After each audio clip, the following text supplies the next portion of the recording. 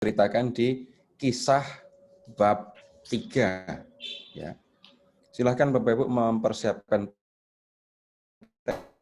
teksnya, Kisah para Rasul bab 3. Jadi kalau ceritanya divisualkan, ya jadinya seperti yang Bapak Ibu lihat tadi. Nah, yang tampak, yang kelihatan seperti itu, tapi kita harus melihat apa yang tidak kelihatan. Kita akan belajar hal yang tidak tampak di dalam peristiwa itu. Yang kita lihat hanya yang tampak, tetapi kita harus maju lebih dalam untuk mengerti apa yang sesungguhnya sedang terjadi. Ya, di bab 3 ya, itu ada perikop yang judulnya Petrus menyembuhkan orang lumpuh. Tapi tidak tiba-tiba ada cerita itu. Sudah ada 2 bab yang mendahului. Nah, kemudian Bapak Ibu kita akan melihat dari awal dulu. Jadi dengan memperhatikan Kisah para Rasul dari awal, Bapak Ibu kita akan tahu tempat Kisah para Rasul. Silahkan ke bab 1 sekarang.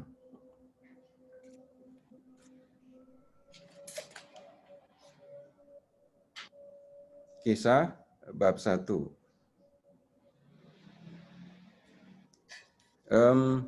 Mulai dari ayat 1 saja, tapi saya baca cepat.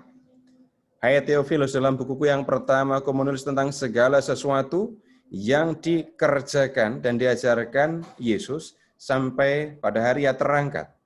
Sebelum itu, ia telah memberi perintahnya oleh Roh Kudus kepada rasul-rasul yang dipilihnya. Nah, kepada mereka ia menunjukkan dirinya setelah penderitaannya selesai, dan dengan banyak tanda ia membuktikan bahwa ia hidup. Selama 40 hari, ia berulang-ulang menampakkan diri dan berbicara kepada mereka tentang kerajaan Allah. Nah, kita perlu perhatikan dulu bagian ini. Tuhan Yesus setelah menderita, mati, ya, Yesus bangkit. Dan setelah kebangkitannya, ia menampakkan diri, menunjukkan diri kepada para murid, kepada para rasul, menunjukkan bahwa dia hidup, dia sudah bangkit. Nah, pada suatu hari ketika ia makan bersama-sama dengan mereka, ia melarang mereka meninggalkan Yerusalem dan menyuruh mereka tinggal di situ menantikan janji Bapa.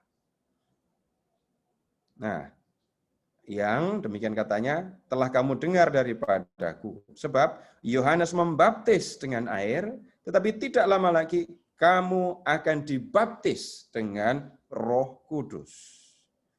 Nah, kemudian ayat 6. Maka bertanyalah mereka yang berkumpul di situ, Tuhan, maukah engkau pada masa ini memulihkan kerajaan bagi Israel?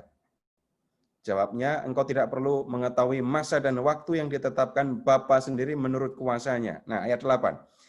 Tetapi kamu akan menerima kuasa kalau Roh Kudus turun atas kamu, dan kamu akan menjadi saksiku di Yerusalem, di seluruh Yudea dan Samaria, dan sampai ke ujung bumi. Lihat, di ayat 4 dan 5, Tuhan Yesus berpesan supaya para murid tidak meninggalkan Yerusalem. Untuk apa? Menunggu janji Bapa. Janji bahwa Bapa akan membaptis mereka dengan Roh Kudus. Nah, ayat 8. Setelah mereka menerima Roh Kudus, nanti mereka akan menerima kuasa, dan setelah itu mereka akan menjadi saksi. Pertama-tama di Yerusalem. Berikutnya akan menyebar ke Yudea dan Samaria sampai ke ujung bumi.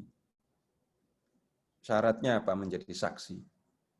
Tugas saksi itu apa? Memberi kesaksian. Tugas saksi apa? Memberi kesaksian itu ngapain? Ngomong. Kalau saksinya nggak bisa ngomong, disebutnya saksi yang nggak bisa ngomong, jadi saksi bisu nanti. Tapi syarat untuk bisa menjadi saksi, itu kan melihat. Karena seorang saksi bertugas untuk menyampaikan, menceritakan apa yang dilihat. Ya. Tolong diingat kembali dalam bagian ini, yang mereka sudah lihat, kembali ke ayat 3, itu adalah bahwa Yesus sudah bangkit. Yesus sudah menunjukkan kepada mereka bahwa dia hidup. Ya.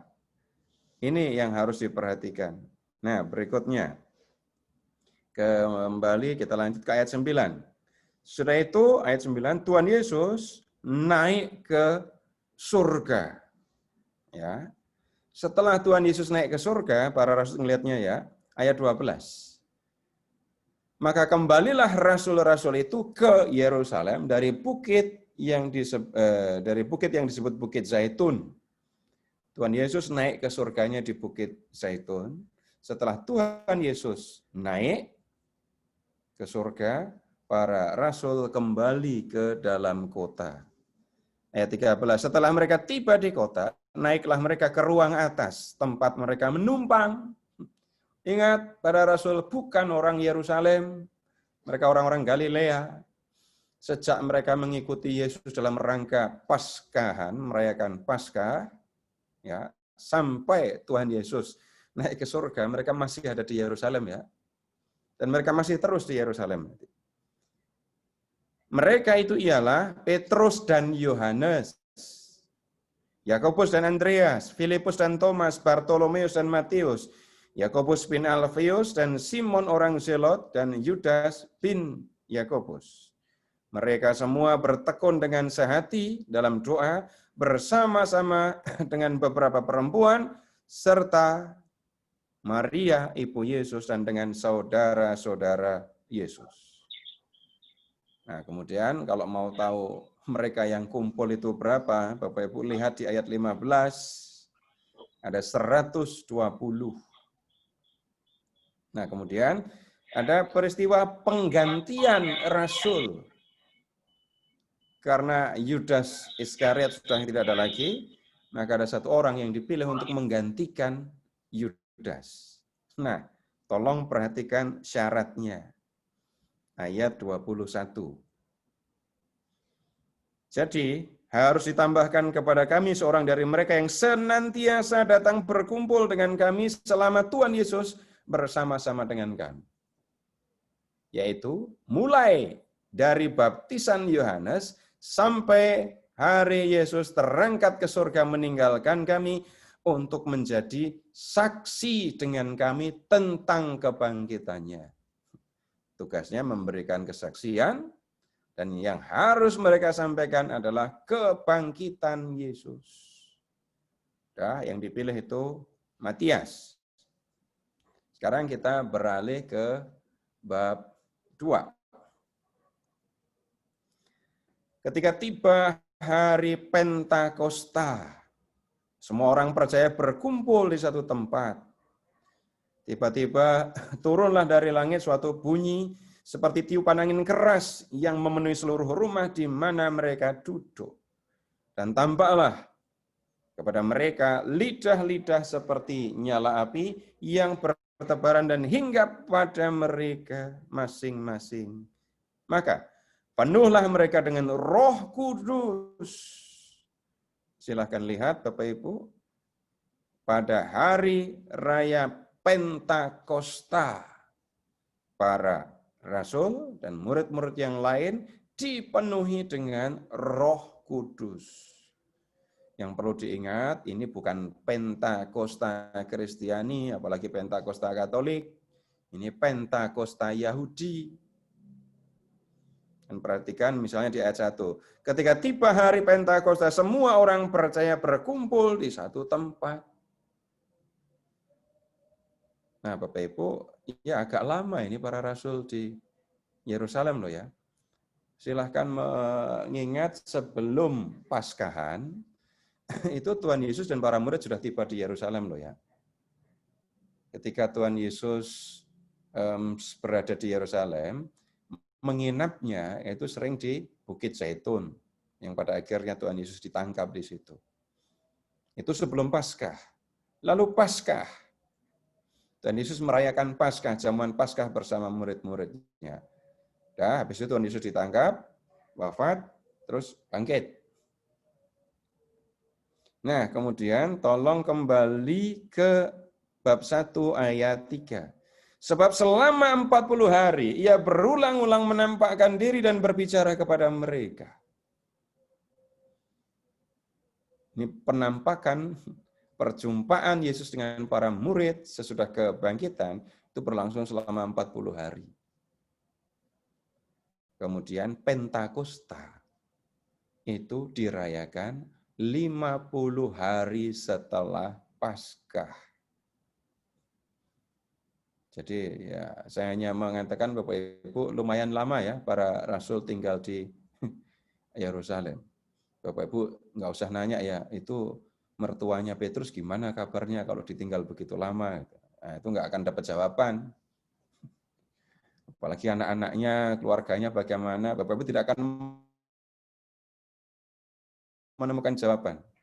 Mau nanya siapa aja juga nggak akan ketemu jawabannya. Nah, lama tinggal di Yerusalem dan perhatikan mereka menumpang. Mereka bukan orang Yerusalem. Nah, pas Pentakosta, kalau Paskah Yahudi itu mengenangkan pembebasan dari perbudakan di Mesir. Nah, kalau Pentakosta Yahudi itu perayaan untuk mengenangkan pemberian Taurat kepada orang Israel di Sinai. Nah, kemudian lihat, saya minta tolong Bapak Ibu kembali ke bab 1 ayat 5. Janji Bapa. Ya. Kamu akan dibaptis dengan Roh Kudus. Lalu lompat ke 2 ayat 4. Maka penuhlah mereka dengan Roh Kudus. Ya. Lalu setelah mereka terima Roh Kudus, apa yang akan terjadi dengan mereka? Lihat ke ayat 1 ayat 8. Tetapi kamu akan menerima kuasa kalau Roh Kudus turun ke atas kamu dan kamu akan menjadi saksiku. Ya. Ada kuasa dan kemudian ada tugas untuk memberi kesaksian. Nah, Bapak Ibu, kehadiran Roh Kudus itu dilambangkan, ditampakkan dengan gambaran ayat bab 2 ayat 2, tiupan angin. Kemudian ada lidah seperti nyala api. Ya. Ini jadi teksnya dari Kisah Para Rasul bab 1 dan 2 ini. Kita masih mondar-mandir di Kisah Para Rasul bab 1 dan 2. Nah, kita masih bisa diskusi panjang lebar tentang Roh Kudus ini ya. Begini saja. Bapak Ibu, kita pakai logika atau pemahaman yang sederhana saja. Bapa di surga. Tuhan Yesus menjadi manusia, kemudian tinggal sebagai manusia di dunia, tapi kemudian kembali ke surga. Apakah kemudian manusia ditinggalkan sendirian? Sendirian? Enggak. Tuhan tetap hadir dalam dunia manusia. Nah, tanda kehadiran Allah di dunia, kalau di perjanjian lama, itu seringkali dalam wujud atau dalam rupa api. Nah, ambil contoh, Bapak Ibu, tolong ini diberi tanda dulu ya, Kisah Para Rasulnya diberi tanda, supaya nggak hilang nanti. Kemudian silahkan ke Keluaran bab 3. Keluaran bab 3.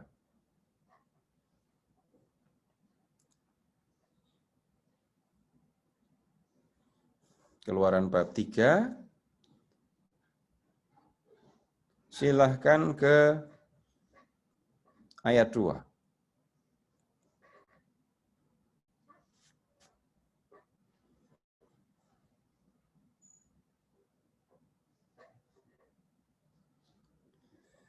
Lalu malaikat Tuhan menampakkan diri kepadanya di dalam nyala api yang keluar dari semak duri. Lalu ia melihat, tampaklah semak duri itu menyala tetapi tidak dimakan api. Ya, Musa berkata, baiklah kau menyimpang ke sana untuk memeriksa penglihatan yang hebat itu. Mengapa tidak terbakar semak duri itu? Ketika dilihat Tuhan bahwa Musa menyimpang untuk memeriksanya, berserulah Allah dari tengah-tengah semak duri itu kepadanya, Musa, Musa. Ya, Allah hadir di dunia, Tuhan hadir di dunia. Dan kehadirannya tampak dalam tanda. Tandanya apa? Api. Ya, sekarang kita beralih dari, masih tetap dari Keluaran, tetapi silahkan ke bab 24. Keluaran 24.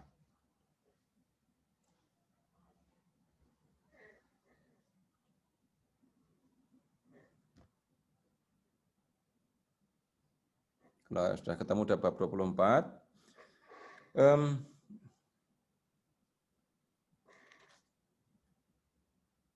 Silahkan ke ayat 12 dulu. 24, 12. Tuhan berfirman kepada Musa, naiklah menghadap aku ke atas gunung dan tinggallah di sana. Maka aku akan memberikan kepadamu loh batu dan seterusnya. Ya, sekarang ke ayat 17. Tampaknya kemuliaan Tuhan sebagai api yang menghanguskan di puncak gunung itu pada pemandangan orang Israel. Jadi, kembali lagi, api, nyala api, menjadi tanda kehadiran Allah di dunia. Nah, sekarang baru kita kembali ke kisah para rasul. Berdasarkan pemahaman dari perjanjian lama ini, tadi, lalu kita tahu Roh Kudus itu menjadi apa menyebutnya ya? Kehadiran Allah di tengah dunia. Allah hadir di dalam dunia lewat Roh Kudusnya.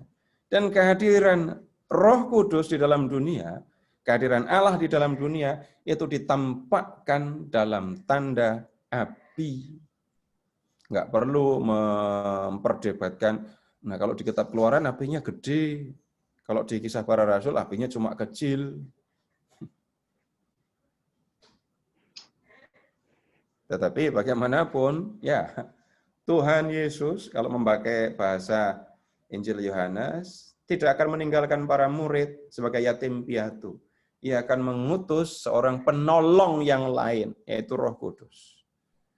Nah sekarang, Roh Kudus sudah memenuhi para rasul.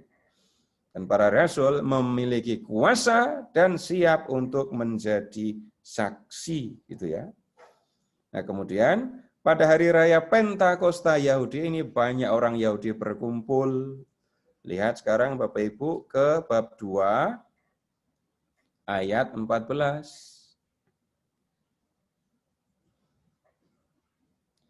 Maka bangkitlah Petrus berdiri dengan ke-11 rasul itu, dan dengan suara nyaring ia berkata kepada mereka, hai kamu orang Yahudi, dan kamu semua yang tinggal di Yerusalem, ketahuilah dan camkanlah perkataanku ini. Orang-orang ini tidak mabuk seperti yang kamu sangka, karena hari baru pukul 9. Tetapi itulah yang difirmankan Allah dengan perantaraan Nabi Yoel. Jadi Yoel pernah bernubuat bahwa Allah akan mencurahkan rohnya ke atas semua manusia. Pada peristiwa Pentakosta Allah mencurahkan rohnya. Nah kemudian, masih di bagian ini, sekarang tolong ke ayat 22, bab 2 ayat 22. Hai orang Israel, dengarkanlah perkataan ini. Yesus yang aku maksudkan ialah Yesus dari Nazaret, seorang yang telah ditentukan Allah dan yang dinyatakan kepada kamu dengan kekuatan-kekuatan dan mukjizat-mukjizat dan tanda-tanda yang dilakukan oleh Allah dengan perantaraan Dia di tengah-tengah kamu seperti yang kamu tahu. Perhatikan kalimat berikutnya.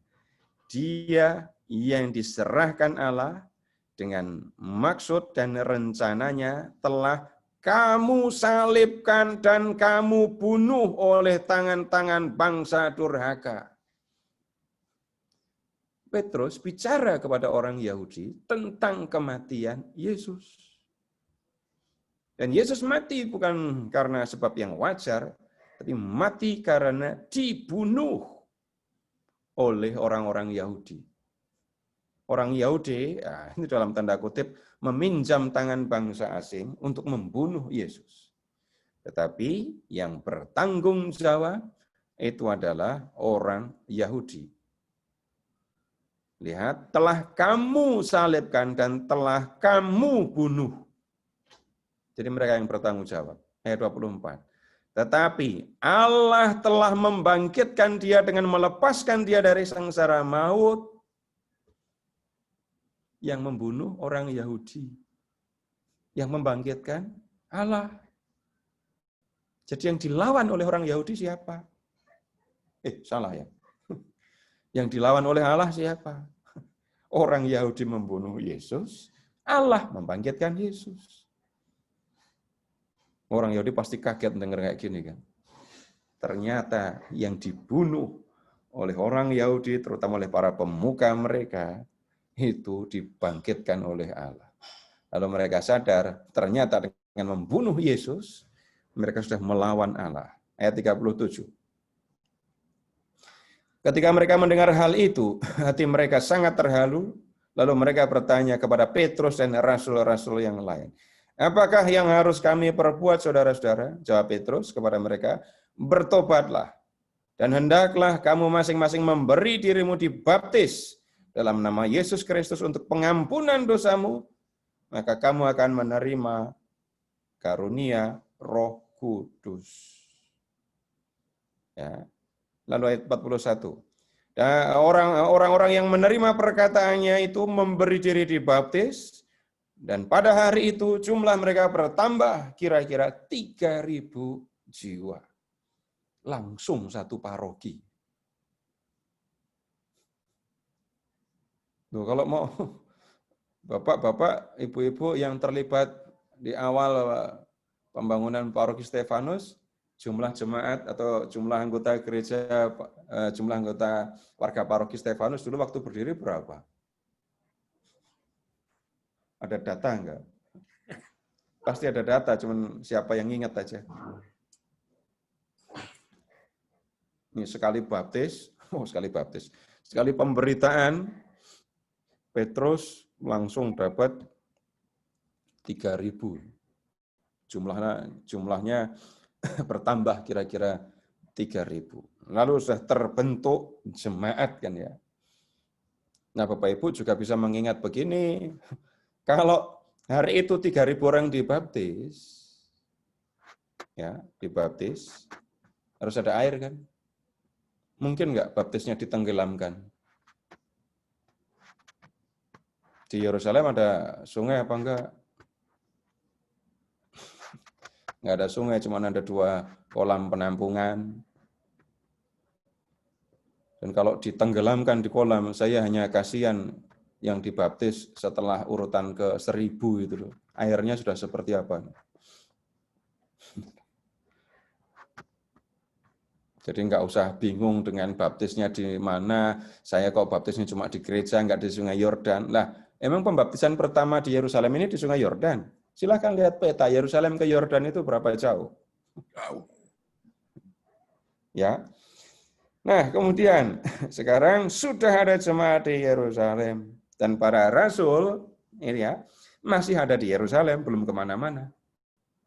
Sekarang baru ke bab 3 ayat 1. Pada suatu hari menjelang waktu sembahyang, yaitu pukul 3 petang, naiklah Petrus dan Yohanes ke bait Allah. Nah, ini petunjuk yang sederhana untuk mengatakan Bapak Ibu, awalnya para pengikut Yesus itu masih tetap orang Yahudi gitu ya. Mereka belum terpisah dari orang Yahudi.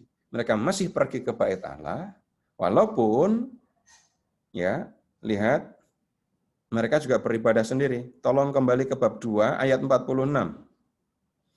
Dengan bertekun dan sehati mereka berkumpul tiap-tiap hari dalam Bait Allah. Mereka memecahkan roti di rumah masing-masing secara bergilir dan makan bersama-sama dengan gembira dan tulus hati. Mereka masih tetap menjadi orang Yahudi yang beribadah ke Bait Allah, tapi ada waktunya mereka berkumpul di rumah-rumah untuk memecahkan roti. Mereka belum terpisah dari orang Yahudi. Petrus dan Yohanes masih pergi ke Bait Allah untuk sembahyang jam 3 sore. Ya, orang Yahudi punya kebiasaan sembahyang itu pagi waktu fajar, kemudian ya ini sore waktu mempersembahkan korban, dan kemudian malam itu kebiasaan mereka beribadah. Nah ini Petrus dan Yohanes ada di Bait Allah. Di situ ayat 2 ada seorang laki-laki yang lumpuh sejak lahirnya sehingga ia harus diusung. Tiap-tiap hari orang itu diletakkan dekat pintu gerbang Bait Allah yang bernama Gerbang Indah untuk meminta sedekah kepada orang yang masuk ke dalam Bait Allah. Pak Narto minta izin untuk share, Pak.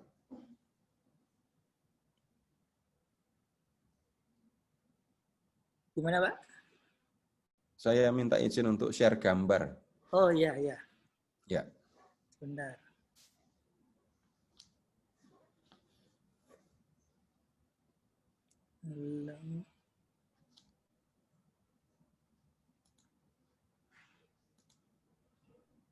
Kalau sebentar, izin share di mana deh?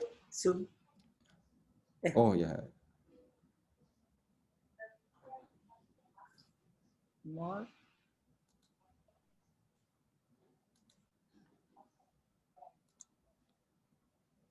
Pak Setan mau share. Ya, sudah Pak. Sudah? Ya.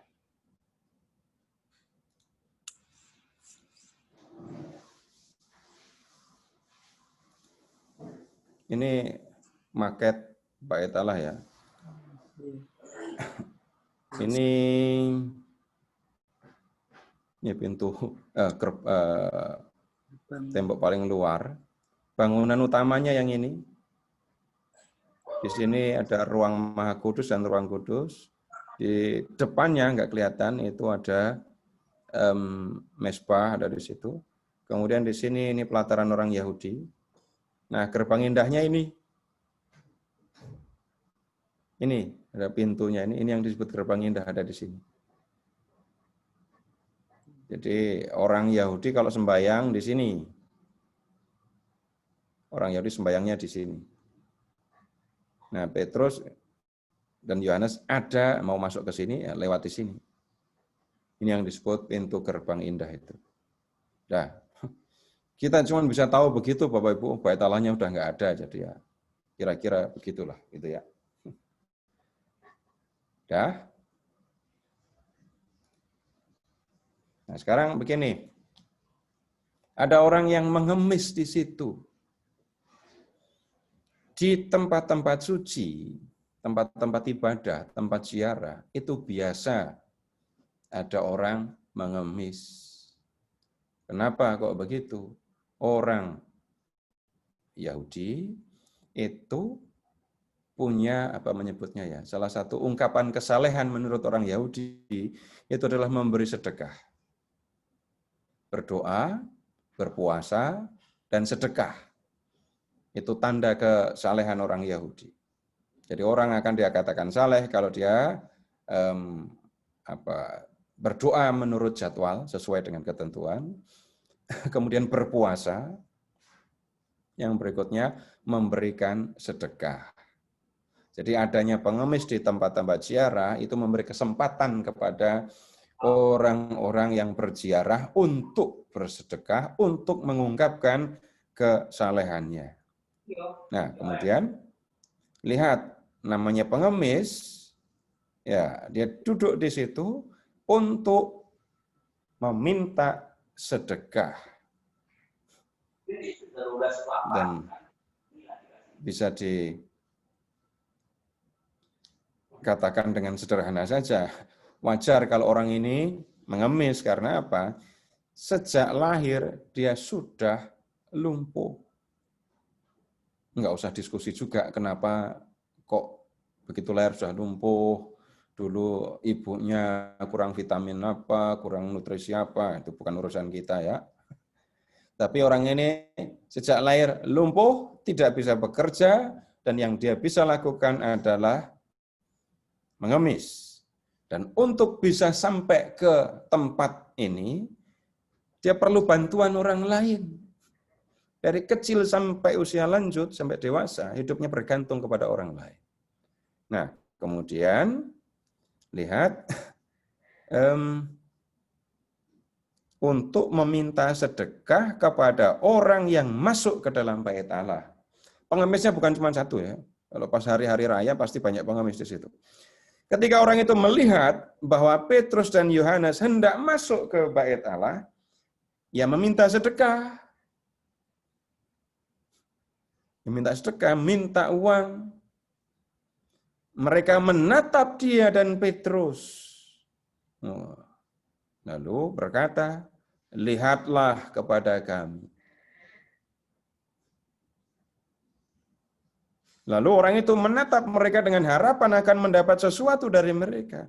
Namanya pengemis. Kemudian ada orang yang datang untuk beribadah di bait Allah, yang diharapkan ya orang akan menunjukkan kesalehannya dengan memberikan sedekah kepada orang yang mengemis di situ. Tetapi Petrus berkata, emas dan perak tidak ada padaku. Ya. Tetapi apa yang kupunyai ku berikan kepadamu. Emas dan perak enggak ada padaku. Bapak Ibu enggak usah berpikir jauh. Pengemis mau dikasih emas apa perak? Ya, sama dengan kalau dalam bahasa sekarang mengatakan aku enggak punya uang. Aku tidak mempunyai uang, mata uang di zaman kuno bisa bermacam-macam, tetapi yang paling fleksibel ya emas dan perak. Karena tidak ada angka, tetapi beratnya bisa diukur dan bisa diterima di mana-mana. Tetapi apa yang kupunya, kuberikan kepadamu. Apa yang dia punya, apa yang dimiliki oleh Petrus. Satu kalimat, demi nama Yesus, orang Nazaret itu berjalanlah. Lalu ia memegang tangan kanan orang itu dan membantu dia berdiri. Sehingga ketika itu juga kuatlah kaki dan mata kaki orang itu. Begitu kakinya kuat, ayat 8, ia melonjak berdiri lalu berjalan kian kemari dan mengikuti mereka ke dalam bait Allah, berjalan dan melompat-lompat serta memuji Allah. Ini pasti enggak biasa ya. Seumur hidup dia belum pernah berjalan. Kemudian karena lumpuh, oleh Petrus dia disembuhkan. Perhatikan cara menyembuhkannya. Demi nama Yesus Kristus, orang Nazaret itu berjalanlah. Ya. Mulut mengatakan itu, kemudian Petrus memegang tangan kanan orang itu, membantu dia berdiri. Dah begitu cara menyembuhkannya. Saya sih bisa melakukan seperti yang dilakukan Petrus. Tapi sembuh atau tidak, itu urusannya agak lain. Dan Petrus mengatakan, demi nama Yesus orang Nazaret itu berjalanlah, pegang tangannya, bantu berdiri gitu kan. Tapi kalau saya yang megang, orangnya enggak berdiri, malah saya yang bisa jatuh nanti. Nah, nanti kita harus melihat Bapak Ibu, mukjizat yang dilakukan oleh para rasul dengan mukjizat yang dilakukan oleh Yesus beda. Yang kali ini tolong Bapak Ibu mengingat, kalau kamu menerima Roh Kudus, kamu akan menerima kuasa dan kamu akan menjadi saksi. Ya, tadi kita sudah melihat bagaimana Petrus memberi kesaksian. Petrus sudah menjadi saksi di bab 2. Nah, kemudian yang kita lihat sekarang, ini Petrus menggunakan kuasa yang ada di dalam dirinya setelah Roh Kudus hadir. Nah, reaksi orang yang disembuhkan, ya memang luar biasa. Dari tidak bisa berjalan, belum pernah bisa berjalan, terus bisa berdiri, berjalan, melompat-lompat.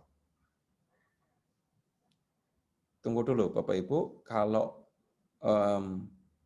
pengemis ini kan apa menyebutnya ya, bukan tiba-tiba dia ada di sini. Dia sudah menjadi pengemis tetap gitu loh ya. Jadi karena di hari-hari raya tertentu banyak orang pergi ke Bait Allah, atau tanpa hari raya pun orang juga pergi ke Bait Allah, maka ada pengemis-pengemis yang biasa ya mengharapkan sedekah di tempat suci itu. Nah, kemudian seluruh rakyat itu melihat dia berjalan sambil memuji Allah, lalu mereka mengenal dia sebagai orang yang biasanya duduk meminta sedekah di gerbang indah Bait Allah. Orang-orang tahu kalau dia selama ini mengemis.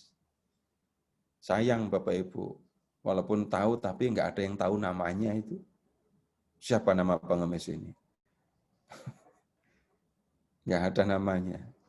Nggak penting juga ditanyakan. Bapak Ibu cari ke sana kemari juga belum tentu nemu kok. Ketemunya mungkin di film.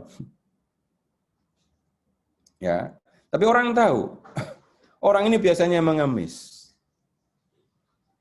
Dan kalau orang lumpuh dari kecil akan ketahuan situasi kakinya seperti apa. Kaki yang tidak digunakan dari kecil akan seperti apa.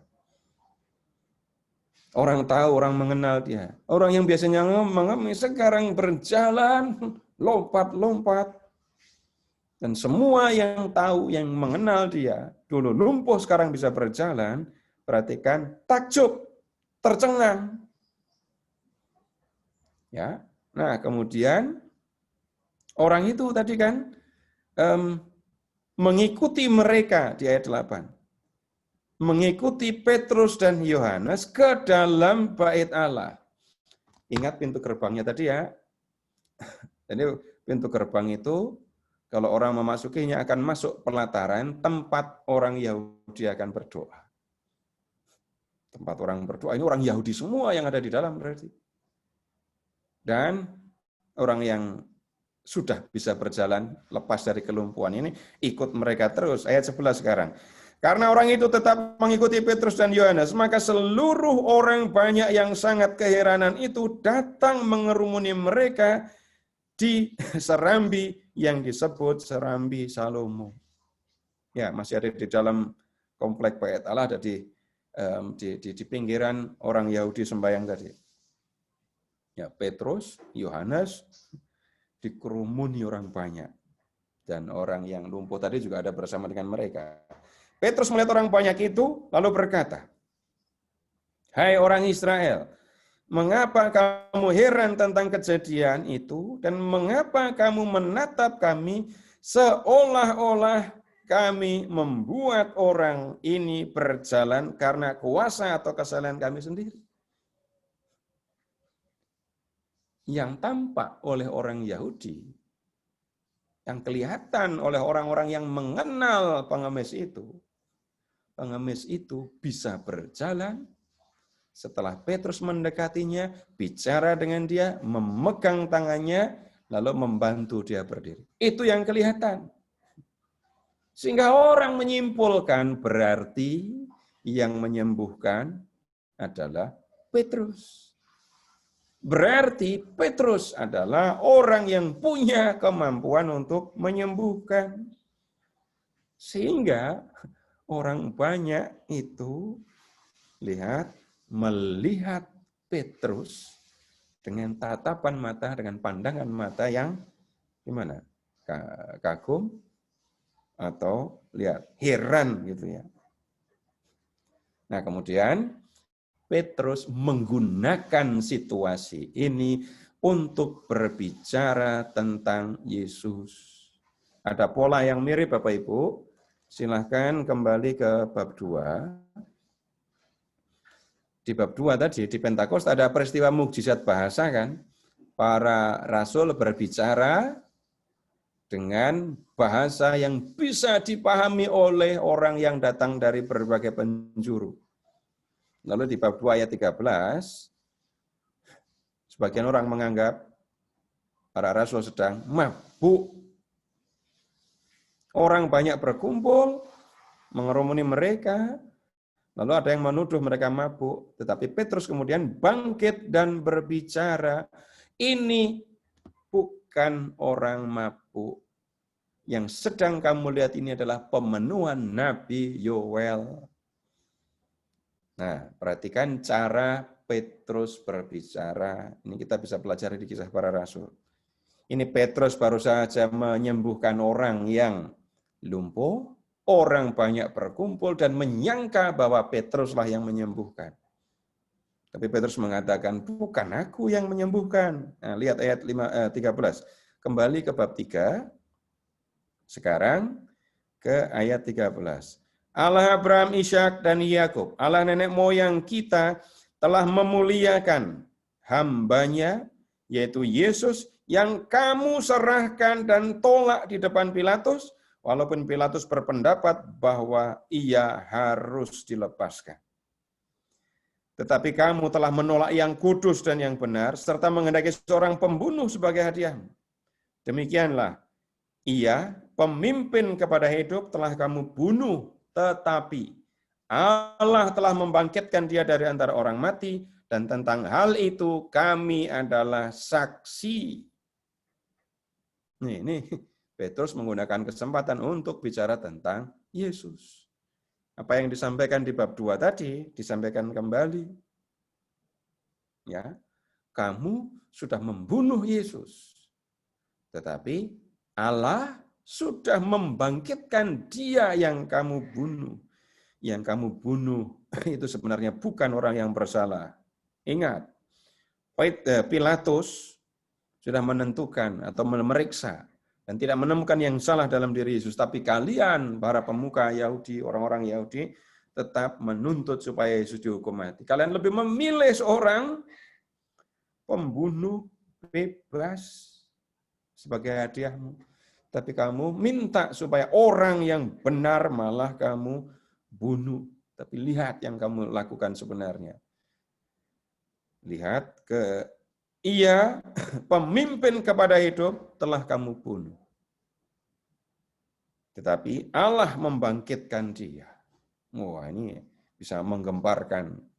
Dan kemudian lihat, tentang hal itu kami adalah saksi. Saksi apa? Saksi kalau Yesus benar-benar mati dan Yesus benar-benar sudah bangkit.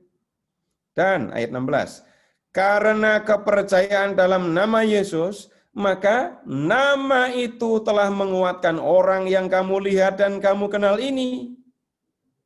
Dan kepercayaan itu telah memberi kesembuhan kepada orang ini di depan kamu semua. Sekarang begini, pertanyaannya diganti yang sederhana saja. Jadi yang sebenarnya menyembuhkan orang lumpuh itu siapa?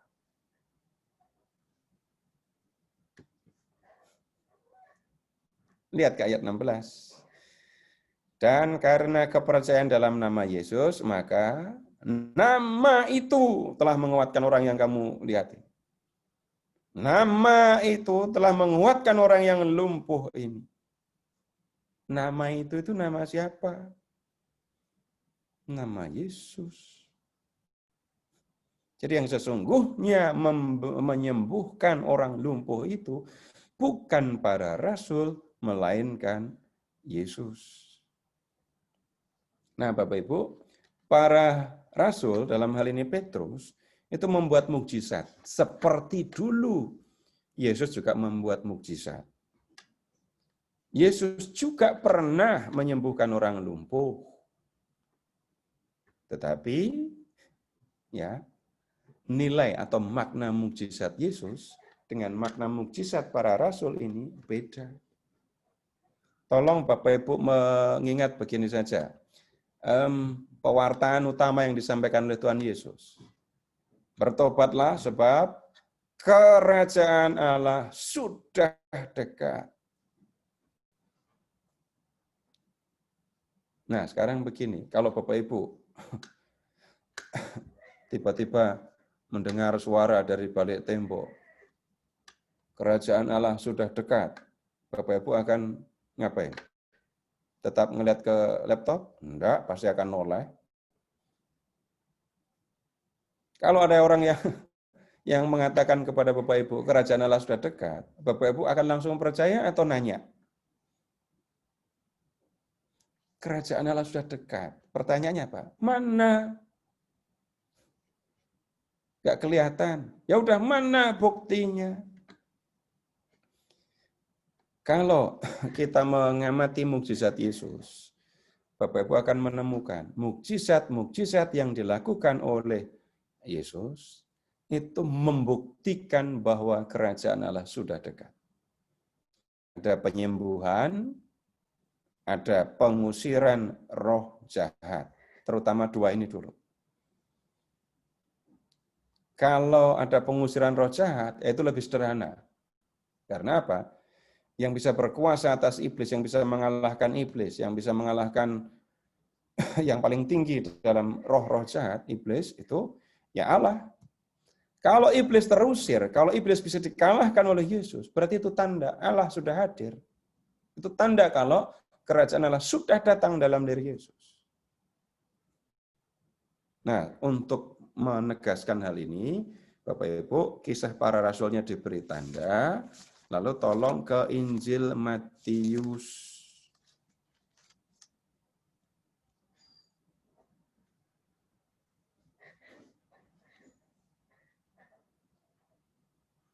Injil Matius bab 12.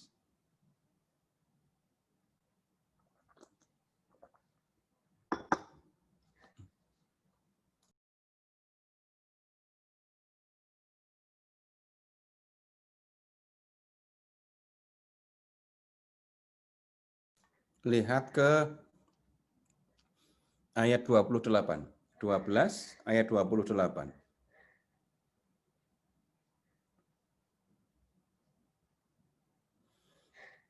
Tetapi jika aku mengusir setan dengan kuasa roh Allah, maka sesungguhnya kerajaan Allah sudah datang kepadamu. Ya. Jadi mukjizat pengusiran roh jahat itu menjadi tanda bahwa kerajaan Allah sudah datang. Nah, kemudian dalam pemahaman di zaman kuno, kalau roh jahat itu ada dalam dunia manusia, tidak akan ada yang baik yang datang. Yang akan datang adalah penderitaan, kesulitan. Sehingga kalau ada orang yang sakit,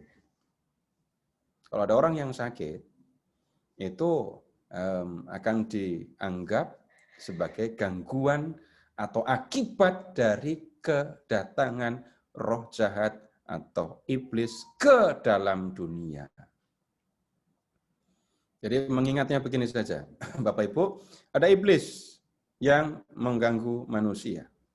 Mengganggunya bagaimana? 1, orang kerasukan. 2, orang menderita. Yesus datang, ngapain? Mengusir roh jahat, menyembuhkan orang sakit. Ini berarti kuasa Allah sudah datang dalam diri Yesus, sehingga bisa mengalahkan kuasa roh jahat, kuasa iblis. Kedatangan Allah dalam diri Yesus ini menjadi bukti kedatangan kerajaannya. Lepas dari berita tentang kerajaan Allah, mukjizat Yesus tidak akan ada maknanya. Jadi tidak bisa kita membaca mukjizat Yesus itu semata-mata hanya sebagai peristiwa yang mengagumkan, mengherankan begitu saja. Kemudian penyembuhan itu bukan tujuan yang dikehendaki oleh Yesus loh ya. Yesus membuat mukjizat. Yesus menyembuhkan orang sakit. Tapi ingat, penyembuhan itu sendiri bukan tujuannya. Kalau tujuannya itu penyembuhan, mengingatnya gampang saja. Tuhan Yesus nggak usah pergi ke sana kemari ngajar. Cukup tinggal di Nazaret atau di Kapernaum yang agak ramai. Udah, buka praktek. Di depannya kasih pelang. Tabib Yesus menyembuhkan segala penyakit. Menerima penyembuhan jarak jauh, gitu ya. Bukan itu yang dituju.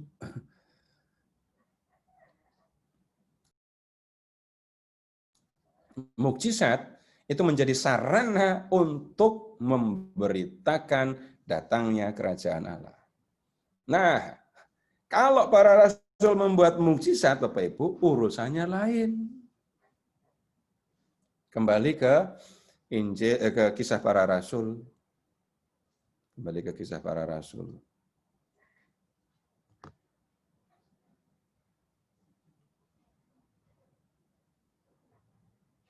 Kita sudah melihat tadi, baik di kisah bab 2 maupun di kisah bab 3 tentang pemberitaan yang disampaikan oleh Petrus. Orang Yahudi membunuh Yesus, tetapi Allah membangkitkan Yesus. Berarti Yesus yang dibunuh oleh orang Yahudi itu sekarang dia hidup. Ya. Berarti Yesus sekarang hidup. Nah, tapi kok nggak kelihatan? Kalau Yesusnya itu kelihatan, gampang ya pasti ngomongnya ya. Jadi waktu Petrus berbicara di depan orang banyak, tinggal Tuhan Yesusnya digandeng, suruh berdiri di sebelahnya, lalu nanti diminta untuk bercerita. Nah ini buktinya kalau Yesus memang dibunuh, lalu sekarang hidup lagi. Guru, tolong tunjukkan tanganmu. Nah, ditunjukin tangan yang masih, kalau udah 40 hari, sudah masih bolong apa udah sembuh ya? Lihat bekas cambukannya, lihat bekas pakunya. Tapi bukan itu yang terjadi. Tuhan yang bangkit tidak lagi, apa menyebutnya ya, hidup secara fisik. Tuhan Yesus benar-benar sudah bangkit, dia benar-benar hidup. Secara fisik tidak kelihatan, tetapi dayanya, kuasanya, kehadirannya bisa diamati, bisa dilihat. Petrus mengatakan, yang menyembuhkan orang lumpuh ini bukan aku, tapi Yesus. Aku sudah bilang kepada kamu tadi, Yesus yang kamu bunuh sudah dibangkitkan oleh Allah. Dan ini tandanya kalau dia benar-benar hidup. Dia hadir di sini menyembuhkan orang ini. Itu makna mukjizat dalam kisah para rasul. Beda dengan yang ada di dalam Injil. Nanti kalau diskusi dilanjutkan, mukjizat di zaman sekarang urusannya apa? Aneh kalau orang mengatakan untuk membandingkan dirinya, saya bisa membuat mukjizat seperti yang dibuat oleh Yesus, maka saya adalah orang dekat Yesus. Saya seperti Yesus. Di sini sih nggak kelihatan, di tempat-tempat lain ada orang yang betul-betul belajar membuat mukjizat sehingga ada yang bisa membangkitkan orang mati gitu. Tinggal cari di YouTube udah ketemu nanti. Tapi sekali lagi, kalau kita belajar mukjizat yang dikerjakan oleh Tuhan Yesus, jangan pernah berpikir mukjizat itu sendiri sebagai tujuan. Enggak. Ada hal yang lain yang mau disampaikan oleh Tuhan Yesus. Nah, kemudian peristiwa penyembuhan orang lumpuh ini jadi digunakan oleh Petrus untuk berbicara tentang Yesus. Nah, kemudian ke bab 3 ayat 17 sekarang.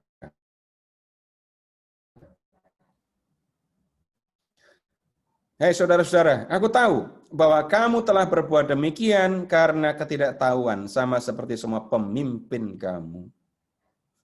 Kamu nggak ngerti kan kalau Yesus itu anak Allah. Kamu nggak ngerti kan kalau Yesus itu penyelamat dunia. Yang kamu lihat, kamu jengkel kan sama rabi dari Nazaret itu.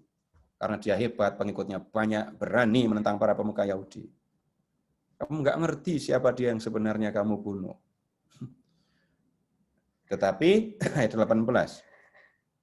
Dengan jalan demikian, Allah telah menggenapi apa yang telah difirmankannya dahulu dengan perantaraan nabi-nabinya. Bahwa Mesias yang diutusnya harus menderita. Nah, sekarang Bapak Ibu, tolong membuka Injil Lukas. Bab 24.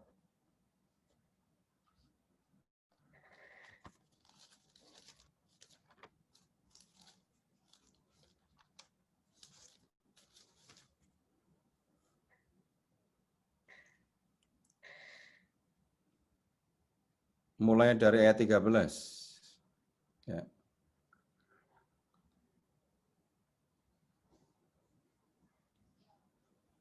Ini Yesus mengikuti dua orang murid yang pulang ke Emmaus ya. Kemudian ada perbincangan panjang lebar. Sekarang tolong ke ayat 25. Ayat 25. Lukas 24 ayat 25. Lalu ia berkata kepada mereka, "Hai kamu orang bodoh, betapa lambannya hatimu sehingga kamu tidak percaya segala sesuatu yang telah dikatakan para nabi. Bukankah Mesias harus menderita semuanya itu untuk masuk dalam kemuliaannya?" Apa yang dikatakan oleh Petrus di kisah bab 3 tadi sama dengan yang disampaikan oleh Tuhan Yesus kepada dua orang murid yang ke Emmaus. Memang agak sulit Bapak Ibu mencari Mesias yang menderita di perjanjian lama. Tapi kalau kita mengamati kitab-kitab para nabi, yang akan kita temukan itu adalah Yesaya bab 52 ayat 13 dan seterusnya. Yesaya 52 ayat 13.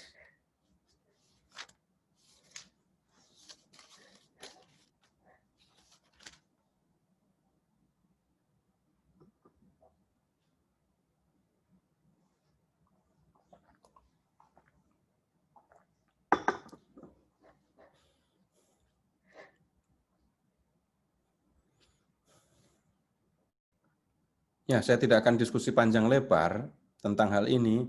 Ini menjadi bagian pembicaraan tersendiri sebenarnya. Tapi kalau kita memperhatikan perikop ini, Bapak Ibu akan ketemu. Hamba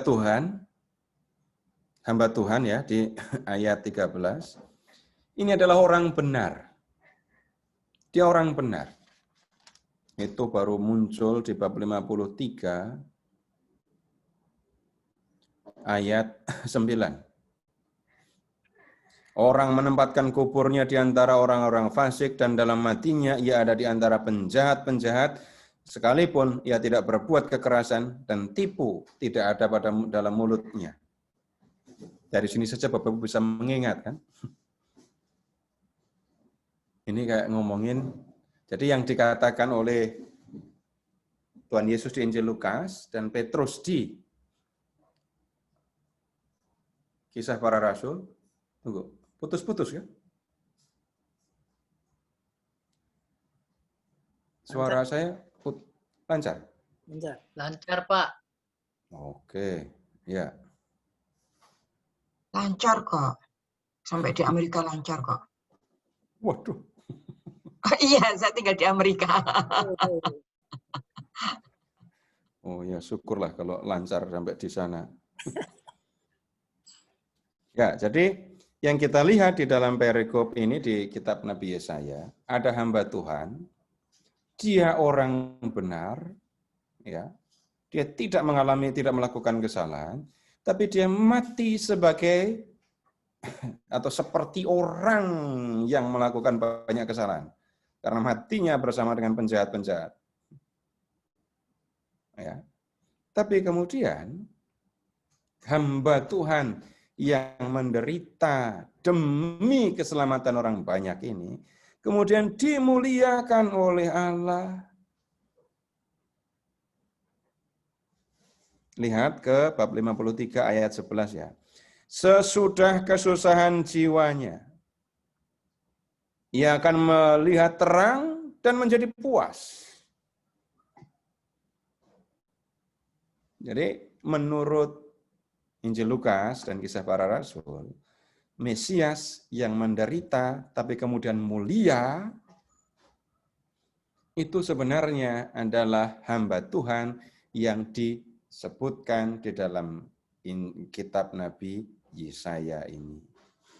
Jadi Bapak Ibu, kalau pas belajar Kisah Para Rasul atau belajar Injil Lukas, lalu ketemu Mesias harus menderita, Bapak Ibu kasih ayat referensi, karena di bawah nggak ada. Referensinya kemana? Yesaya 52 ayat 13 tadi. Jadi apa yang dialami oleh Yesus, nah itu sudah sama dengan yang dikatakan oleh para nabi. Baik, sekarang kita lanjut. Sekarang ke ayat 19, kembali ke Kisah Para Rasul, bab 3, ke ayat 19. Karena itu, sadarlah dan bertobatlah, supaya dosamu dihapuskan, agar Tuhan mendatangkan waktu kelegaan dan mengutus Yesus yang dari semula diperuntukkan bagimu sebagai Kristus. Jadi setelah tahu siapa sebenarnya Yesus dan tahu apa yang sudah dilakukan oleh orang Yahudi di masa lalu, ya, mereka diminta untuk bertobat. Loh, bertobat itu bagaimana? Dulu mereka tidak percaya kepada Yesus. Dulu mereka menganggap Yesus sebagai orang yang sesat, menyesatkan orang-orang Yahudi. Mereka dulu menganggap Yesus itu bersalah, berdosa, jahat, pantas digantung di salib. Sekarang mereka sudah tahu siapa Yesus. Bertobat sekarang berarti menjadi percaya kepada Yesus. Jadi percaya bahwa Yesus itu adalah utusan Allah, gitu ya. Yesus adalah datang dari Allah ke dunia, mati di kayu salib semata-mata untuk keselamatan manusia. Nah, Bapak Ibu, ini yang kita bisa lihat, ini khotbahnya masih ada, tetapi yang menjadi pokok perhatian di dalam kisah ini ya, ada peristiwa mukjizat, lalu ada penjelasan. Yang tadi di awal saya maksudkan, kita melihat yang tidak kelihatan, itu adalah kita melihat Yesus yang hadir di dalam peristiwa mukjizat ini. Ya.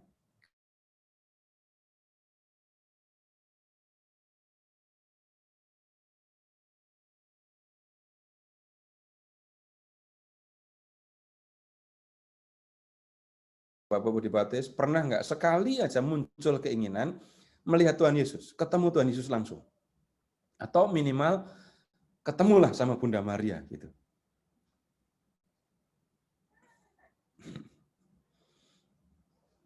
Kalau ketemu Bunda Maria, ya. Ketemu Tuhan Yesus kadang-kadang mikirnya nanti kalau ketemu malah takut. Nah, tapi dulu bisa jadi muncul keinginan itu. Keinginan itu terpenuhi apa tidak? Ada yang terpenuhi, ada yang tidak. Kalaupun terpenuhi, Bapak Ibu cerita, juga nggak dipercaya sama orang. Nah, makanya kita nggak usah diskusi yang tentang penglihatan, penampakan, dan kita tidak akan membuat Kalau yang kayak gini penampakan atau bukan, enggak, saya tidak akan mengajak Bapak Ibu diskusi tentang itu. Yang tolong Bapak Ibu amati dalam kehidupan Bapak Ibu sebagai pengikut Yesus adalah Tuhan memang tidak kelihatan. Tetapi kedatangannya, kehadirannya, kekuasaannya, itu kita alami bukan hanya 1 atau 2 kali, tapi terus-menerus sepanjang hidup. Jadi yang tolong malam ini Bapak Ibu amati, gini saja. Tolong mengingat kembali kenangan indah bersama dengan Tuhan Yesus. Tunggu dulu, kenangannya indah atau enggak dengan Tuhan Yesus? Enggak selalu indah loh ya. Indah lah. Pasti indah. Belum tentu. Bapak Ibu masih bisa mengingat nggak yang pernah ditegur oleh Tuhan Yesus, keindahan ditegur Tuhan gitu? Yang indah itu kalau Tuhan datang menolong, membebaskan saya dari soal, menyembuhkan saya dari penyakit gitu. Itu indah. Atau dapat penampakan itu sampai di keliling kepalanya Bu Ivon ada lingkaran putih itu. Kalau yang tampak adalah situasi yang seperti itu bisa indah. Ada gitu. Kalau di dalam adorasi kalau saya pernah mengalami ketika ada pro-life, saya adorasi apakah saya bisa datang. Karena saya bekerja, Yesus dengan jelas menampakkan dikelilingi oleh wajah bayi-bayi yang barusan digugurkan. Saya kaget. Itu 1 minggu sebelumnya sehingga saya, Yesus memberitahu saya bahwa saya akan bisa hadir dalam acara pro-life. Dan memang iya, dan itu memang kejadian. Dan itu sungguh. Ya. Itu tadi Bu, yang saya minta maaf, saya tidak mau mendiskusikan yang seperti itu karena tidak semua mengalami. Ya. Kalau saya ngomong yang seperti itu, ya itu tadi, hanya Ibu yang mengalami, tapi yang lain tidak mengalami, lalu membantu supaya yang lain mengalami pengalaman seperti itu. Kalau bisa, tolong lakukan. Tapi tidak bisa, karena apa? Cuma bisa diterima. Tapi yang saya sampaikan kepada Bapak Ibu, semua akan bisa mengalami. Semua sudah mengalami. Tuhan datang, tidak kelihatan, tapi kuasanya bisa dialami. Nah, tadi disebut kalau Tuhan datang, itu saya berjalan bersama dengan Tuhan. Ada waktunya indah. Tapi tolong mengingat, Tuhan datang kadang juga menegur. Kalau Tuhan menegur, indah. Bukan keindahan yang kita temukan. Tapi juga bukan ketakutan yang kita temukan. Setelah melewati semua, baru saya tahu, teguran itu seperti ini.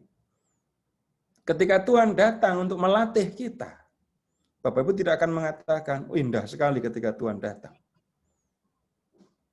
Karena apa? Ambil contoh. Kalau Bapak Ibu pernah ketemu orang-orang yang dikirim oleh Tuhan untuk Bapak Ibu kasihi, dan ketika Tuhan mengirim orang-orang itu supaya melatih Bapak Ibu mengasihi orang-orang itu, belum tentu keindahan yang Bapak Ibu temukan. Tapi perjuangan. Karena apa? Orang-orang yang harus dikasih itu bukan orang-orang yang menurut saya layak untuk dikasih. Orang-orang yang sombong, yang iri, yang membenci. Itu ya. Itu Tuhan hadir nyata. Bukan secara fisik, bukan secara visual, tetapi dia datang mengirim orang-orang untuk melatih saya mengasihi. Untuk melatih saya sabar, lalu di dalam kesempatan Tuhan melatih saya untuk, apalagi, supaya saya terikat erat kepadanya. Nah, kemudian sekarang begini, saya tidak menyangkal sekali lagi ya, kehadiran Tuhan itu pengalamannya bisa berbeda-beda, bermacam-macam. Kalau dari dulu sampai sekarang tetap romantis, indah terus, ya syukur, tidak masalah. Tetapi maksudnya jangan sampai ketika Tuhan hadir dibatasi. Tuhan itu datang hanya kalau menolong saya, kalau nggak menolong saya, Tuhan nggak datang. Ketika Tuhan datang untuk menunjukkan kepada saya, ini orang yang harus kamu bantu. Tuhannya nggak kelihatan, tapi yang kelihatan benar-benar orang yang perlu saya bantu. Bapak Ibu, bisa jadi kita mengalami Tuhan dengan macam-macam cara itu tadi. Yang pernah mendapatkan penglihatan, pernah melihat tanda-tanda seperti yang Ibu tadi sampaikan. Nah, lebih biasa kalau tanda itu disimpan di dalam hati. Saya akan lebih suka mengatakan begini. Ibu melihat ada bayi-bayi yang dibunuh, digugurkan. Kalau melihat bayi-bayi yang dibunuh, digugurkan, dikasih nama apa enggak? Ada enggak orang yang berencana untuk menggugurkan tapi enggak diberi nama. Orang yang mau menggugurkan persiapan kasih nama dulu. Enggak ada kan? Enggak. Bahkan mereka itu nama pun enggak punya. Mereka lahir, raganya sudah meninggal, tetapi jiwa mereka tetap hidup. Tapi enggak punya nama. Nah, kemudian yang kelihatan lebih luas, nah kalau di banyak tempat ada gerakan pro-life gitu kan, menjadi sangat mencolok ketika kita memperhatikan bagaimana Tuhan dengan dengan macam-macam cara, Tuhan dengan macam-macam cara menunjukkan kepada kita supaya kita memperhatikan jiwa-jiwa dari bayi-bayi yang digugurkan. Mereka tidak diberi nama, tidak pernah didoakan oleh keluarganya. Oh iya kan? Dan kemudian bisa jadi kita diminta untuk memperhatikan mereka. Ya, ini bukan kemudian malah menjadi membenarkan aborsi, bukan. Tetapi urusannya adalah mereka yang menjadi korban aborsi ini sama sekali tidak mendapat perhatian dari siapapun. Bagaimana Bapak Ibu? Tolong kalau Bapak Ibu mendoakan seseorang, seringkali harus ditanya namanya siapa gitu kan. Ya, tapi mereka ini bisa jadi ya kasusnya begini. Bisa jadi Bapak Ibu satu kali ketemu dengan cerita, dengan kasus pengguguran. Lalu dari situ sebenarnya saya diingatkan, perhatikan bayi yang lahir tanpa raga tadi. Doakan mereka. Nah, itu kan juga menjadi apa menyebutnya. Saat itu bisa jadi Tuhan datang dan menunjukkan kepada kita apa yang harus kita lakukan. Baik, sampai di sini dulu. Silahkan kalau ada yang mau disampaikan.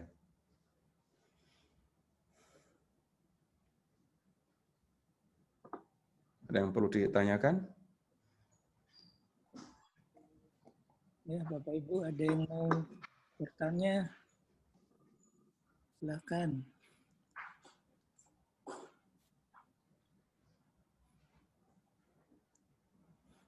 Kalau tidak ada, saya ngomong terus loh ya.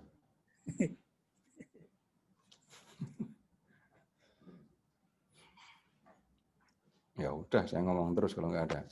Jangan Pak Seto, saya nanya.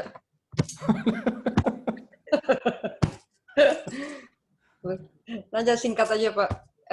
Pak Seto, artinya Petrus dalam hal ini yang paling paling senior atau yang lebih punya otoritas dalam banyak penyembuhan atau ada rasul lain? Tapi selalu kayaknya didampinginya lebih banyak oleh Yohanes ya Pak ya. Jadi balik lagi, apakah Petrus di antara 12 rasul itu yang memang betul-betul punya otoritas yang paling tinggi misalnya? Udah itu aja dulu Pak. Terima kasih Pak Seto. Iya, kalau gini, kalau Bapak Ibu membaca Injil Yohanes, ya, Bapak Ibu tidak ketemu dengan nama Yohanes. Nah, tapi di kisah para rasul, di bab 3, kemudian di bab 5, Bapak Ibu akan ketemu begini. Petrus itu disertai Yohanes. Bahkan dalam penyebutan dalam daftar para murid di bab 1 ayat 13 tadi ya, Petrus dan Yohanes. Ya. Kemudian tolong membuka Injil Yohanes. Injil Yohanes ke bab bentar.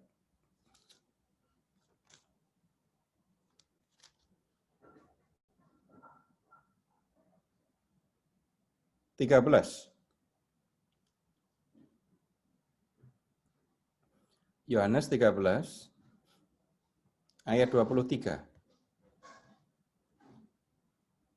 Seorang di antara murid Yesus, yaitu murid yang dikasihinya, bersandar dekat padanya di sebelah kanannya.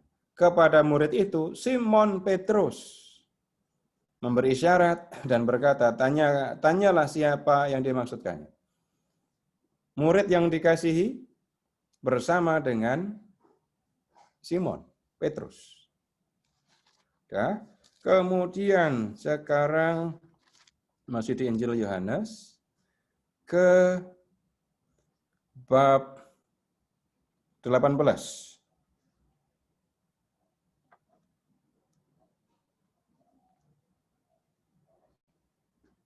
Yohanes bab 18. Lihat ke ayat 15. Ada Simon Petrus dan seorang murid lain mengikuti Yesus. Murid itu mengenal imam besar dan ia masuk bersama-sama dengan Yesus. Nah, kita ketemu ada murid lain bersama-sama dengan Petrus. Berikutnya, silahkan ke bab 20. Bab 20. Masih Yohanes ya, bab 20.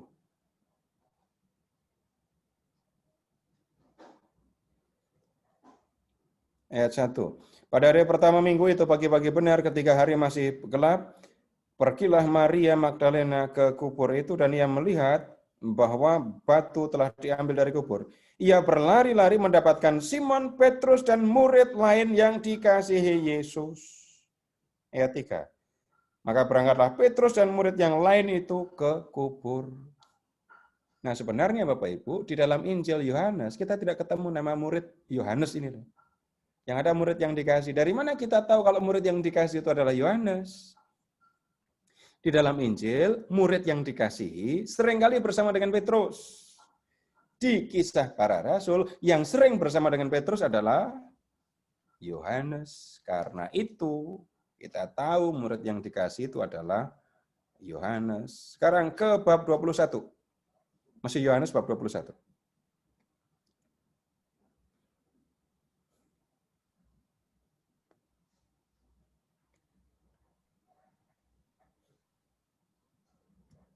Ayat 15. Dalam percakapan Yesus dengan Petrus, perhatikan kalimat di ayat 15. Sesudah sarapan, Yesus berkata kepada Simon Petrus, Simon anak Yohanes, apakah engkau mengasihi aku lebih daripada mereka ini? Mereka ini siapa? Murid yang lain yang disebut diceritakan di ayat 1 sampai dengan 14. Kemudian di tempat lain, Bapak Ibu akan ketemu dengan kalimat, engkaulah Petrus dan di atas batu karang ini aku akan mendirikan gerejaku. Jadi dalam Kisah Para Rasul, bagian awal, Bapak Ibu ketemu dengan peran Petrus dalam gereja. Kalau di dalam Injil, Bapak Ibu, Petrus, Yakobus, Yohanes, itu orang-orang paling dekat dengan Yesus. Nah, dari ketiga orang paling dekat, nah Petrus yang mendapat tempat yang istimewa rupanya. Begitu, Bu. Termasuk mukjizat ya Pak Seto, termasuk mukjizat yang kalau dalam awam kita melihat yang canggih itu otoritas. Yang ininya ada pada Petrus tampaknya loh ya, kalau saya pribadi lihatnya gitu. Apakah boleh dianggap seperti itu ya Pak Seto? Saya nggak berani bilang begitu, karena kalau dalam Kisah Para Rasul, Ya. kitabnya namanya Kisah Para Rasul. Tetapi Rasul yang diceritakan itu di bab 1 sampai dengan bab 12 ya, itu hanya Petrus dan Yohanes. Yohanes saja ikut Petrus, yang diceritakan banyak Petrus. Itu pun di bab 9 sudah dikurangi cerita tentang Paulus. Bab 13 sampai bab 28 isinya Paulus semua. Nah, kalau kita hanya memperhatikan ini, ya seolah-olah para rasul lain tidak bekerja apa-apa. Tapi yang diceritakan memang cuma Petrus, yang lain tidak diceritakan. Ya, hanya Oke, begitu. Pak. Sementara, ya. Ya, Saya boleh nanya, Pak. iya silahkan Ibu. Ya, tentang tadi Pak Seto menjelaskan tentang bayi yang diaborsi. Itu perlu kita doakan. Pertanyaan saya, kan bayi-bayi itu kan masih murni jiwanya, apakah tidak dia ibaratnya langsung kembali kepada Tuhan? Itu pertama. Terus kedua, digugurkan dan keguguran itu apakah sama ininya? Karena kan kalau aborsi itu kan seolah-olah memang sengaja digugurkan. Tapi kalau yang keguguran itu bagaimana? Apakah perlu? Jadi yang kalau keguguran kan tidak sengaja gugur. Ya. Kalau pengguguran, nah itu memang disengaja digugurkan. Ya. Nah, saya tadi mulai dengan pertanyaan yang gampang saja. Kalau ada orang yang menggugurkan, itu ngasih nama ke anaknya apa enggak? Enggak. Biasanya malah tidak. Kalau keguguran, malah kasih nama. Malah didoakan kan. Nah, kalau memakai logika yang Ibu sampaikan, mereka kan belum berdosa dan seterusnya, berarti yang bayi yang gugur, keguguran pun nggak usah dikasih nama, nggak usah didoakan. Tapi nyatanya tidak dilakukan itu. Nyatanya bayi yang kegugur itu diberi nama, terus didoakan. Nah, silahkan memilih dengan cara yang sama. Yang ini nasibnya lebih berat karena sudah digugurkan, tidak diberi nama, tidak akan pernah ada yang mendoakan kalau tidak diperhatikan. Jadi kemudian ini juga kita tidak bisa mengatakan seperti itu, Ibu. Kok toh mereka kan suci, udah pasti kembali ke surga langsung. Kita tidak bisa berkata seperti itu karena tentang mereka langsung ke surga atau tidak memang bukan bagian kita. Seandainya pemahaman itu ada di banyak orang, ya, dengan membunuh bayi itu berarti saya mengantar dia ke surga. Jadi jelek sekali kalimatnya ya. Jadi di dalam gereja kita tidak menemukan pemahaman yang seperti itu. Bayi yang digugurkan pasti akan langsung kembali ke surga. Kita tidak menemukan itu. Karena itu bagian Tuhan. Tapi yang yang kita perlu perhatikan justru mereka jiwa-jiwa yang ya digugurkan itu tadi ya. Itu yang perlu kita doakan, perlu kita perhatikan. Saya menyadari hal itu bukan melalui peristiwa yang luar biasa, enggak, tetapi dari beberapa hal kejadian yang membuat saya tersadar. Iya, mereka ini ada dan tidak diperhatikan. Nah, dari situ kemudian saya banyak omong tentang hal yang seperti ini. Ya, begitu Ibu. Siap, terima kasih Pak. Ya. Ada pertanyaan di chat, Pak Seto.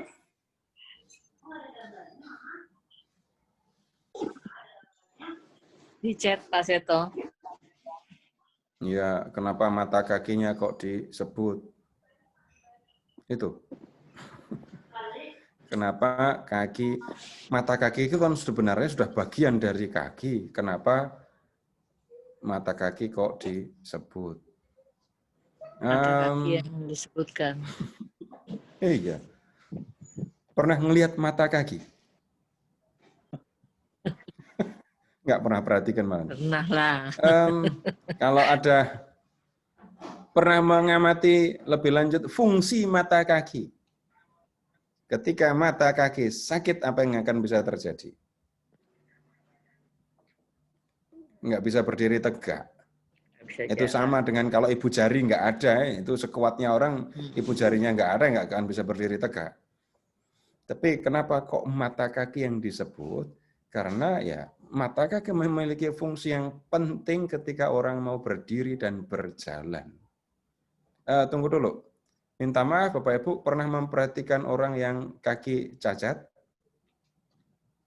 Yang kemudian itu apa ya, bagian kaki ini terus harus kaku gitu loh. Tidak bisa lentur, tidak bisa lemas. Itu orang yang minta maaf yang kakinya kecil misalnya itu ya. Terus ini kaki itu bagian dari telapak di bawah mata kaki itu namanya apa? Itu seolah-olah mata kakinya pergelangan kaki itu kaku sekali, nggak bisa bergerak. Dan di situ rupanya yang perlu diperhatikan dan itu sangat mencolok ketika orang lumpuh itu disembuhkan.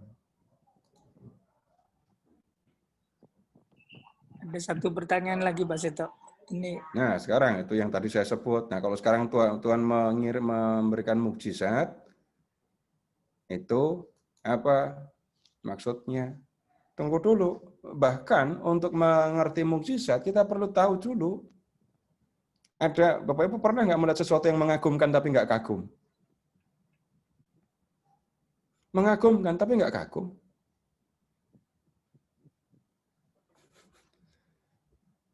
Pernah nggak mengalami itu? Karena pertanyaannya kenapa kok saya melihat sesuatu yang sebenarnya mengagumkan tapi saya nggak kagum? Karena saya sudah biasa atau karena saya nggak tahu? Dua-duanya bisa. Mukjizat memang ada unsur mengagumkannya. Tapi orang akan memandang itu sebagai mukjizat kalau melihat Allah hadir di dalam peristiwa itu. Atau lebih lanjut, peristiwa itu mengantar orang kepada Tuhan. Kalau cuma sekedar hal yang membuat kagum, itu belum sampai kepada mukjizat. Karena orang hanya akan bisa mengatakan, ya, kebetulan aja. Jadi, dalam mukjizat ada peristiwa yang memang tidak biasa, mengagumkan begitu ya. Tetapi di dalam peristiwa itu, saya melihat Tuhan, dan peristiwa itu membawa saya kepada Tuhan. Nah, itu baru kita ketemu mukjizat. Kalau yang kita temukan itu sekedar mengagumkan, tapi kita tidak ngerti apa-apa tentang Tuhan, tidak merasakan apa-apa tentang Tuhan, bukan mukjizat. Tapi bisa juga tidak terlalu mengagumkan, peristiwanya sederhana saja, kecil saja. Tapi saya melihat Tuhan di dalam peristiwa itu, saya melihat Tuhan, maka itu bisa jadi mukjizat. Dalam mukjizat yang kita alami, Bapak Ibu, yang kita perlu ingat, Tuhan menampakkan diri, Tuhan hadir di dalam peristiwa itu. Tuhan hadir di dalam peristiwa itu. Kalau Tuhan hadir, Tuhan mau ngapain? Tuhan bukan pelayan saya. Begitu kan ya? Kalau Tuhan itu pelayan saya, tolong diingat-ingat baik-baik, hati-hati ya. Berarti Tuhan akan nuruti yang saya mau. Kalau Tuhan menunjukkan satu mukjizat kepada saya, Tuhan hadir di hadapan saya, bisa jadi Tuhan mau menunjukkan sesuatu yang harus saya lakukan. Jangan sampai, iya saya sudah terima mukjizat, habis itu terus memuji-muji Tuhan, terus diam saja. Nunggu mukjizat lagi, memuji Tuhan lagi. Tunggu dulu. Kalau Tuhan menunjukkan sesuatu kepada kita, jangan-jangan ada sesuatu yang harus kita lakukan. Tuhan datang untuk menunjukkan apa yang harus kita lakukan.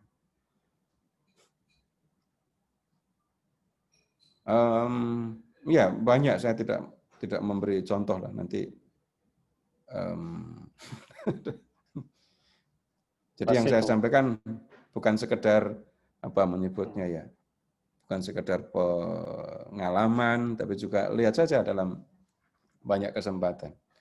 Percuma kalau Tuhan memberi mukjizat, saya cuma kagum terus nggak ngapa-ngapain dan tidak menemukan di dalam peristiwa itu apa yang dikehendaki Tuhan untuk saya lakukan. Nah, begitu. Pak Seto mau tanya, tadi Ibu Francisca menceritakan tentang penampakan yang yang mana dinilai subjektif, ya. Jadi sebetulnya beliau mungkin mau sharing, tapi hal itu sebaiknya disimpan sendiri karena tidak ada objektivitas gitu. Maksudnya susah dibuktikan karena yang mengalami yang bersangkutan gitu. Bagaimana menyikapinya? Dan apa sikap Pak Seto? Saya belum dapat sikap Pak Seto dalam hal ini. Terputus tadi. Ya, saya memang tidak menyikapi, Pak. Tapi ketika kita mendapatkan pengalaman seperti itu, biarlah itu menjadi pengalaman batin saya, pengalaman pribadi saya, dan kemudian biarlah itu yang menggerakkan saya untuk bertindak. Ya, karena apa?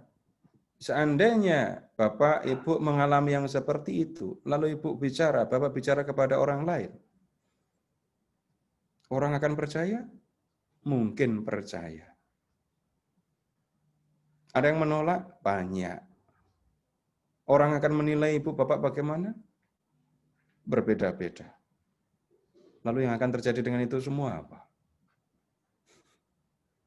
Tapi kalau itu menjadi bagian dari pengalaman pribadi saya dengan Tuhan, saya tidak akan pernah melupakan itu. Udah gini aja, Pak. Pengalaman Bapak bersama istri itu diceritakan semua kepada orang lain nggak, Pak? Tidak. Bohong kalau diceritakan. Ada bagian yang tetap tersimpan di dalam hati saya. Saya bersama dengan Tuhan, dan itu menjadi, apa menyebutnya ya, bagian dari kegembiraan sekaligus, saya lebih menyebutnya tadi, ada tugas yang mau ditunjukkan kepada saya, ada yang harus saya lakukan. Dan yang saya lakukan bukan urusannya saya bercerita tentang ini dan itu, bukan. Tapi ada yang lebih dari itu. Kalau misalnya ketemu dengan urusan yang tampak itu adalah Tuhan Yesus yang dikelilingi oleh bayi-bayi, saya langsung menunjukkan tuh. Perhatikan mereka. Dan untuk mengatakan seperti itu, Bapak Ibu, saya pun tidak perlu menceritakan yang pernah saya alami seperti apa. Tapi logika saya yang saya gunakan untuk menjelaskan sekaligus ajaran gereja. Kalau saya menggunakan Alkitab, menggunakan ajaran gereja, orang lain bisa lebih mengerti yang saya maksud. Begitu. Saya tidak menyangkal pengalaman-pengalaman seperti itu. Enggak, sama sekali tidak. Tetapi jangan sampai pengalaman yang hebat, yang besar itu ketika disampaikan kepada orang lain malah menjadi, apa menyebutnya ya, tidak karena orang tidak mengerti itu, lalu tidak menghargai, lalu malah niat yang sebenarnya baik di awal malah bisa melemah. Begitu maksud saya, Pak. Ya. Terima kasih. Jelas, cukup bijak. Ya.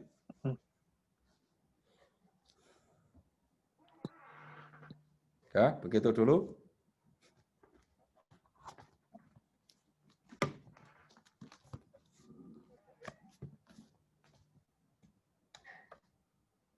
Pak Narto masih di mute itu, Pak.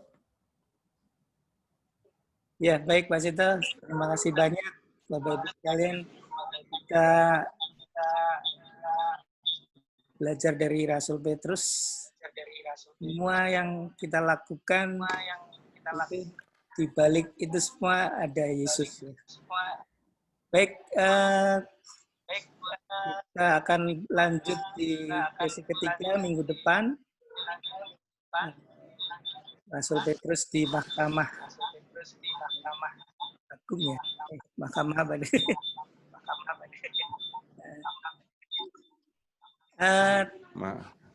Baik. Mahkamah Agama. Jam berapa minggu depan? Minggu depan jam 7 tetap, Bu. Jam 7. Ya. Hari Selasa waktu Indonesia. Baik, kita tutup dulu pertemuan malam hari ini. Silakan Pak Roy untuk menutup dengan doa.